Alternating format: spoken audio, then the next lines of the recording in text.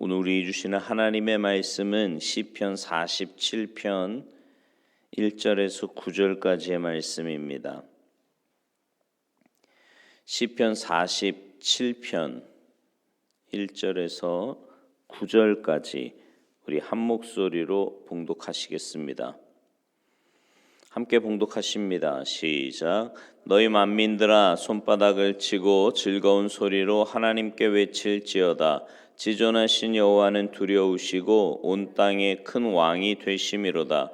여호와께서 만민을 우리에게 나라들을 우리 발 아래 복종하게 하시며 우리를 위하여 기업을 택하시나니 곧 사랑하신 야곱의 영화로다. 하나님께서 즐거운 함성 중에 올라가시며 여호와께서 나팔 소리 중에 올라가시리로다. 찬송하라 하나님을 찬송하라. 찬송하라 우리 왕을 찬송하라. 하나님은 온 땅의 왕이심이라. 지혜의 시로 찬송할지어다. 하나님이 뭇 백성을 다스리시며 하나님이 그의 거룩한 보좌에 앉으셨도다. 문 나라의 고관들이 모이며 아브라함의 하나님의 백성이 되도다. 세상의 모든 방패는 하나님의 것이며 그는 높임을 받으시리로다. 아멘. 할렐루야. 오늘 본문은 하나님에 대해 이렇게 말씀합니다. 2절에 보면요, 지존하신 하나님은 두려우시고 온 땅에 큰 왕이 되심이로다. 7절도 보세요. 하나님은 온 땅의 왕이심이라 지혜의 시로 찬송할지어다. 8절에도 보면 하나님이 뭇 백성을 다스리시며 하나님이 그의 거룩한 보좌에 앉으셨도다. 여러분, 하나님은 우리 인생의 왕이신 줄로 믿습니다. 우리 교회의 왕이시고 우리 민족의 왕이십니다. 참 좋으신 하나님께서 주님의 뜻대로 우리 가정을 이끄시고 우리 교회와 국가를 이끌어 가십니다. 우리는요, 왕이신 그 하나님의 말씀대로 순종하기만 하면 되는 거예요. 가장 좋은 길로 인도하실 것을 믿고 따라가면 되는 겁니다. 온 세상의 왕이신 하나님은 자녀인 우리들에게요, 영광스러운 기업을 선물로 주십니다. 오늘 본문 3절 4절 말씀이에요. 여호와께서 만민을 우리에게 나라들을 우리 발 아래 복종하게 하시며 우리를 위하여 기업을 택하시나니 곧 사랑하신 야곱의 영화로다. 이 말씀은 이스라엘 민족을 애굽에서 해방시키셔서 가나안 땅을 기업으로 주신 것을 의미합니다. 가나안에 살던 민족들을 다 몰아내시고 이스라엘 민족이 그 땅에서 살아가도록 하셨다는 거지요. 하나님은 우리 믿는 자들에게 천국을 영원한 기업으로 주셨습니다. 천국은 하나님의 백성들이 누릴 영광스러운 나라예요. 그곳에서 우리는 하나님과 함께 영원토록 기뻐하며 영원한 복을 누리며 영원한 평화를 누리며 살게 될 줄로 믿습니다. 그 천국의 영광스러운 기업을 받은 우리에게 두 가지 사명이 있습니다. 첫째는 열방이 하나님의 백성이 되게 하는 겁니다. 9절 말씀인데요. 문 나라의 고관들이 모이며 아브라함의 하나님의 백성이 되도다. 창세기 12장에 아브라함을 부르신 하나님이 내가 너로 큰 민족을 이루고 내게 복을 주어 내 이름을 창대하게 하리니 너는 복이 될지라, 이렇게 말씀하셨어요. 하나님의 복을 받은 아브라함은요, 세상에 복이 되는 사명도 함께 받았습니다. 땅의 모든 족속이 너로 말미암아 복을 얻을 것입니다. 그러니까 믿음의 후손된 여러분을 통해 세상의 모든 사람들이 복을 받게 하실 줄로 믿습니다. 여러분, 이 복이라고 하는 거는요, 동전의 양면 같은 거예요. 무슨 말이냐면 하나님이 주신 복에는 우리가 받고 누리고 감사하고 하는 면도 있지만 또 다른 면에는 뭐냐면 사명이 있다라는 거죠. 그러니까 하나님이 복을 주신 이유는 뭔가 이유가 있는 거예요. 해야 될 일이 있단 말입니다. 하나님은 이스라엘의 왕이실 뿐만 아니라 온 세상의 왕이라 그랬는데 그 온 세상의 왕이신 하나님이 세상 모든 나라들이 하나님 백성 되게 하는 계획을 갖고 계신단 말이에요. 그러니까 우리의 선교 지평을 넓혀야 하는 이유가 여기 있다고요. 그러니까 우리가 왜 하나님이 우리에게 왜 복을 주셨냐면 우리에게 주신 복을 가지고 세상에 나아가서 그 복을 나눠주고 증거하고 그래서 주님을 알지 못하는 사람들이 주님 앞으로 돌아오게 하는 잃어버린 영혼들을 잃어버린 자식들을 찾고자 하시는 하나님의 계획이 있다라는 거지요. 그래서 예수님도 너희는 온 천하에 다니며 만민에게 복음을 전파하라 이렇게 말씀하신 거예요. 근데 우리가 이제 온 천하를 못 가잖아요. 그래서 그런 말이 있는 거예요. 가든지 아니면 보내든지 하라.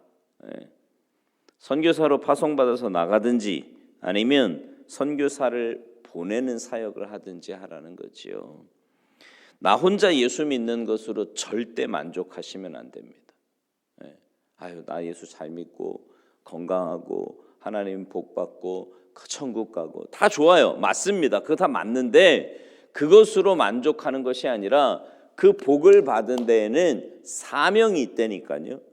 뭔가 하나님이 내게 복을 주신 이유가 있단 말이에요. 그 사명을 꼭 기억하시고 나를 통해 내 이웃의 복음이 전파되고 나를 통해 모든 나라 사람들이 하나님의 복을 받도록 하는 그런 귀한 사명 잘 감당하시기를 주님의 이름으로 축원합니다. 또 하나 하나님의 영광스러운 기업을 얻은 우리에게 주어진 두 번째 사명은 하나님을 찬송하는 것입니다. 찬송하는 것. 우리가 잘 아는 이사야 43장 21절 이 백성은 내가 나를 위하여 지었나니 나를 찬송하게 하려 함이니라. 그러니까 우리는요 하나님을 찬송하도록 지음받은 존재예요. 오늘 본문 1절에도 보면 너희 만민들아 손바닥을 치고 즐거운 소리로 하나님께 외칠지어다. 여러분 찬양하면서 이렇게 막 박수 치시잖아요. 그게 막 분위기 좋게 막 기분 내라고 박수 치는 게 아니고 오늘 말씀에 있는 듯이 하나님을 향해서 영광 돌리는 거예요. 그 박수. 그러니까 찬양할 때 박수 치면서요. 제발 대강하지 마세요. 기쁨으로 하나님을 감사함으로 힘을 다해서 찬양하는 겁니다. 6절에도 보세요. 찬송하라 하나님을 찬송하라. 찬송하라 우리 왕을 찬송하라. 하나님을 찬송할 때 하나님께 영광 돌릴 뿐만 아니라 우리에게도 큰 은혜가 임할 줄로 믿습니다. 바울과 실라가요 빌립보 감옥에 갇혔을 때 온몸은 피투성이가 되고요 손발은 착고에 매였는데 그 차가운 감방에서 제가 사도행전 강의하면서 그런 말씀드렸죠. 당시 감옥은 지하예요. 지하. 빛이 들어오기를 하겠어요. 또 얼마나 습하겠습니까? 또 막 몸은 맞아서 아프지요. 그 차가운 감방에서 절망의 깊은 밤에 그들이 뭐 했어요? 하나님께 기도하고 찬양했어요. 그때에 손발을 묶고 있던 착고가 풀렸고 옥문이 열렸고 결국 간수와 그의 가족이 구원을 받았습니다. 여러분 열심히 찬송하면 성령님이 역사하십니다. 다윗이 사울 왕에게 쫓겨다닐 때 유다 광야에서 지은 시가 있는데 시편 63편이거든요. 거기 3절 이하에 보면 이런 말씀이 있어요. 주의 인자하심이 생명보다 나음으로 내 입술이 주를 찬양할 것이라. 이러므로 나의 평생에 주를 송축하며 주의 이름으로 말미암아 나의 손을 들리이다. 나의 입이 기쁜 입술로 주를 찬송하되 내가 나의 침상에서 주를 기억하며 새벽에 주의 말씀을 작은 소리로 읊조릴 때에 하오리니 주는 나의 도움이 되셨음이라. 내가 주의 날개 그늘에서 즐겁게 부르리이다. 여러분 정말 불안하기 그지없는 그런 쫓겨다니는 인생, 먹을 것 안전하게 거주할 곳이 없는 그 사막에서의 삶 한번 생각해 보세요.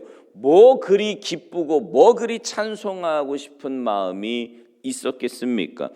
그러나 다윗은 그 광야에서도 주님의 인자하심을 보았어요. 그래서 평생 주를 송축하며 주의 날개 그늘에서 즐겁게 부르겠다고 고백을 합니다. 그러면 내 영혼이 만족할 것이라는 거지요. 여러분 닉 부이지치 아시죠? 네. 두 팔과 두 다리가 없이 태어난 사람인데요. 그가 플라잉이라고 하는 책을 썼습니다. 플라잉이 뭐냐면 나는 걸 말하는, 날아다니는 거. 근데 그 책의 부제가 뭐냐면 믿음의 날개로 날다. 믿음의 날개.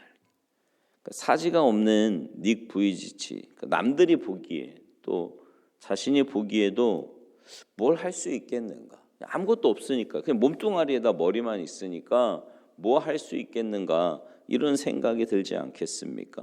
그런데 그가 이런 고백을 해요. 인생에는 보이지 않는 날개가 있다는 거예요. 근데 그 날개가 뭐냐면 바로 믿음의 날개라는 거죠.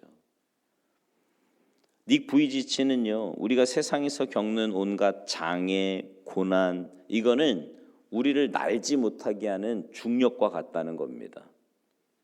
여러분, 지구상에 존재하는 모든 물체는 중력의 법칙, 그 중력의 법칙에 적용을 받지 않습니까? 그러니까 우리가 다 땅으로 아래로 떨어지고 또 이렇게 붙어 있고 이게 다 중력 때문이잖아요. 근데 그 중력의 법칙을 이기고 세상을 날아오르는 방법은 믿음의 날개밖에는 없다는 거예요. 그 믿음의 날개를 펴는 거라는 겁니다. 온 세상의 왕이신 하나님께서 나를 창조하셨고 주님이 내 안에 살아계시고 주님이 나를 통해 영광 받기를 원하신다는 거지요.